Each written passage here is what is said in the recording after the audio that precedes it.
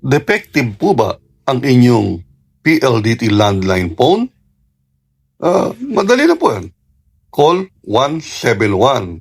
Gamit ang inyong smart or TNT SIM, libre po ang pagtawag dito. Okay?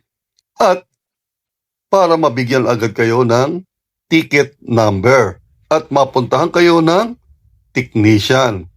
Tandaan po ninyo, no ticket number, no technician. So, wag po tayong umasa na kung hindi tayo tatawag sa 171, may pupuntang technician o magagawa yung ating telepono, no? So, kailangan talaga tumawag sa 171. Katulad nito, tinawag ko po sa 171, no? Umaga, hapon, andi dyan na po yung technician, no? At pinalitan yung aming telepono. Ayan, so ako na po ang nagbukas, no?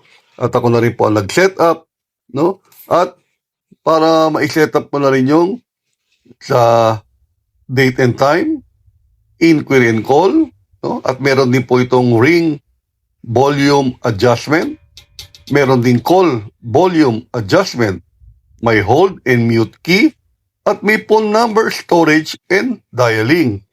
Ito po kasing aming landline phone ay meron po itong kasamang caller ID, no? Merong direct dial, meron din po siyang conference call, meron din po siya yung call forwarding, no? So, lahat ng features na yon nandito po. So, nagagamit po namin. So, yung iba kasi, nakasanayan na, puro cellphone. Hindi nila nabibigyan ng pansin. Mas maganda po yung meron po kayong landline phone. Lalo na kung tatawag kayo sa mga government agencies, no? Yung may mga hotline dyan sa kanilang mga opisina. Mas conveniente po ito.